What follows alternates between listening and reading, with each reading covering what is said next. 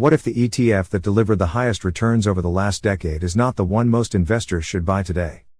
And what if combining two popular growth ETFs could potentially create a portfolio that is stronger than either one alone?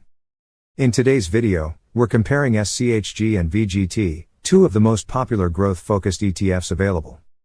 Both have helped investors build significant wealth, but they take very different paths to get there. By the end of this video, you'll know which ETF has the better chance of making you richer, which one carries more risk, and the surprising strategy many investors overlook when choosing between them. Before we jump in, make sure you hit the like button, subscribe to the channel, and turn on notifications so you never miss future investing and ETF analysis videos. Let's get started. SCHG and VGT, the quick overview. At first glance, SCHG and VGT might seem very similar. Both focus on growth stocks. Both are heavily invested in large U.S. companies. Both have benefited from the artificial intelligence boom and the rapid growth of technology-driven businesses. But beneath the surface, they are completely different investments. SCHG, the Schwab U.S. Large Cap Growth ETF, invests across multiple sectors. It seeks out large companies with strong growth characteristics, regardless of industry. VGT, the Vanguard Information Technology ETF, is much more concentrated. It focuses almost entirely on the technology sector. Think of SCHG as a growth portfolio. Think of VGT as a technology portfolio. That distinction becomes extremely important when deciding which one could make you richer over the long term. The performance battle. Let's address the question most investors care about. Which ETF has historically generated higher returns? Over long periods, VGT has often outperformed SCHG. The reason is simple. Technology has been the dominant wealth creation sector of the modern economy. Companies involved in software, semiconductors, cloud computing, artificial intelligence, and digital infrastructure have produced extraordinary returns. Because VGT concentrates heavily in these businesses, investors have enjoyed exceptional growth when the technology sector is thriving. SCHG has also performed very well, but its broader diversification means it doesn't fully capture the explosive gains of the technology sector. In other words, VGT has generally been the faster sports car. SCHG has been the more balanced high-performance vehicle. But here's the important question: will the future look like the past? That's where things get interesting. Why SCHG may be more durable. Many investors focus entirely on recent performance. That can be dangerous. One of SCHG's biggest strengths is that it doesn't depend exclusively on technology. Yes, technology companies remain major holdings, but SCHG also includes leaders from communication services, consumer discretionary, healthcare, and other growth-oriented industries.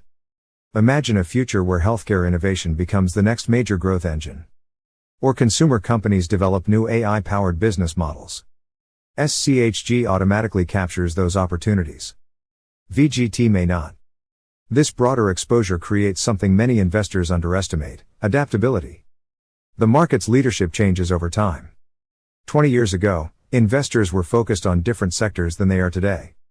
20 years from now, new industries may dominate.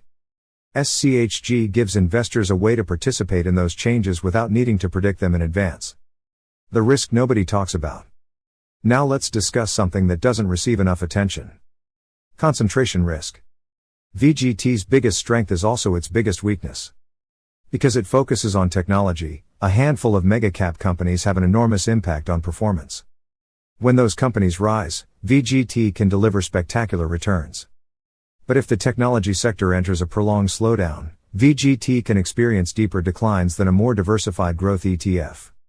Many investors assume they're diversified because they own dozens or hundreds of stocks through an ETF. However, true diversification isn't just about the number of holdings. It's about where your risk comes from.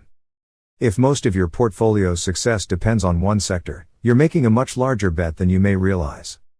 This is where SCHG often shines. Its broader exposure can reduce the impact of a single sector struggling.